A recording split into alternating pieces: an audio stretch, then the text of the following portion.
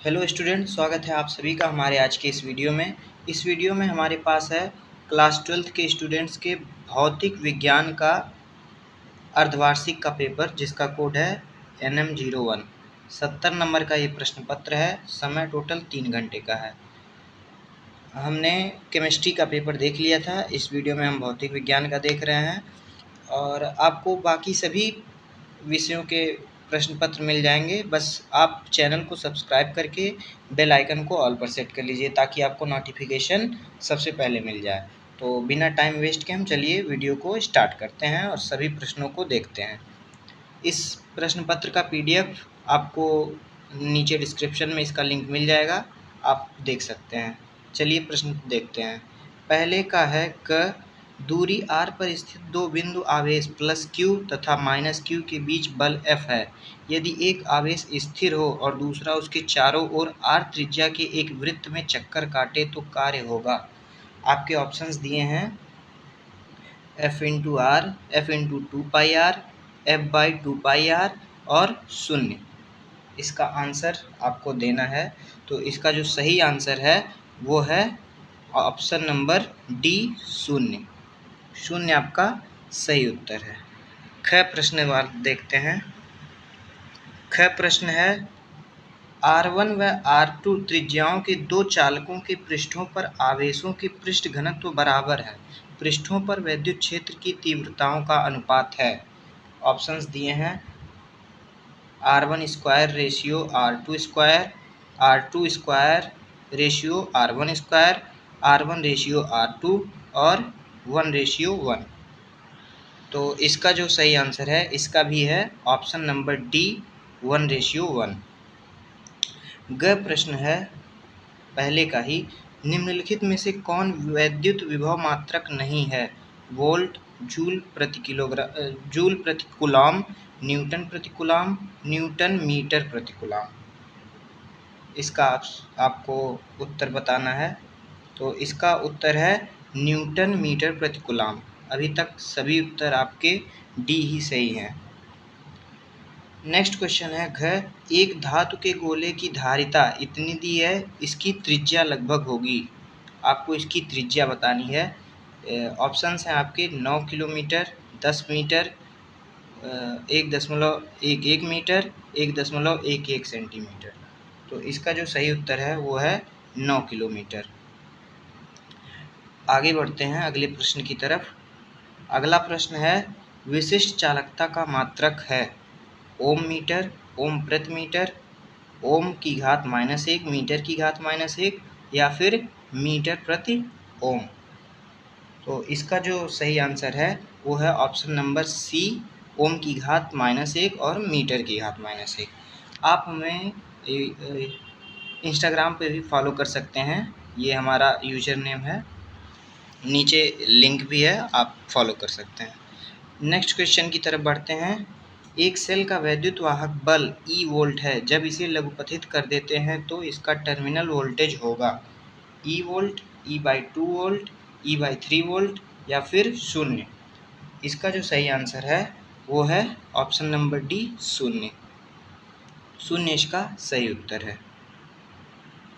अभी तक ये बहुविकल्पीय प्रश्न थे। अब दूसरा क्वेश्चन है, इनको आपको लिखना है। दूसरे का विद्युत वाहक बल को परिभाषित कीजिए, इसका मात्रक व विमीय सूत्र लिखिए। ख प्रश्न है धारा घनत्व, विशिष्ट चालक तथा वैद्युत क्षेत्र ई में संबंध लिखो। ग है विभव मापी के 10 मीटर लंबे तार के सिरों के बीच 10 वोल्ट का विभवांतर लगाया जाता है। वैद्युत क्षेत्र की तीव्रता ज्ञात करो। नेक्स्ट क्वेश्चन है घ, 81 ओम प्रतिरोध का धारा मापी 1 एम्पीयर धारा के लिए पूर्ण विक्षेप होता है। इससे 10 एम्पीयर तक नापने के लिए इसके साथ कितना शंट लगाना होगा। अगला प्रश्न है MKS पद्धति में L/R के मात्रक एवं विमा क्या होंगे। इसका आपको मात्रक और विमा बताना है। अगला प्रश्न है च दूसरे का समीकरण V बराबर इतना दिया है, वोल्ट है, प्रत्यावर्ती धारा स्रोत की आवृत्ति एवं वर्ग माध्य मूल के मान की गणना करो। फिर तीसरा प्रश्न है, इसके भी सभी प्रश्नों को आपको करना है। क है वैद्युत क्षेत्र की तीव्रता की परिभाषा बताओ, इसका मात्रक तथा विमीय सूत्र बताओ। ख है अगला तीसरे का, एम द्रव्यमान की तेल की बूंद दो क्षैतिज प्लेटों के बीच संतुलित स्थिति में लटकी है। प्रत्येक प्लेट का क्षेत्रफल a मीटर स्क्वायर तथा उन पर आवेश प्लस q व माइनस q है। तब तेल की बूंद पर आवेश की मात्रा ज्ञात करो। ग है वैद्युत क्षेत्र सदिश 2i cap plus 4j cap plus 7k cap में पृष्ठ क्षेत्र सदिश 10j कैप रखने पर पृष्ठ में होकर गुजरने वाले वैद्युत फ्लक्स का मान आपको इसमें से बताना है। ये तीसरे का घ था। तीसरे का घ है, एक समांतर पट्ट संधारित्र की प्लेटों के बीच की दूरी d है। प्लेटों के बीच d/2 मोटाई की एक धातु की पट्टी रख दी जाए तो धारिता पर क्या प्रभाव पड़ेगा, ये आपको बताना है। चौथा प्रश्न है, इसमें भी आपको सभी प्रश्नों के उत्तर देने हैं। क वैद्युत द्विध्रुव की निरक्षीय स्थिति में वैद्युत क्षेत्र की तीव्रता का सूत्र स्थापित कीजिए।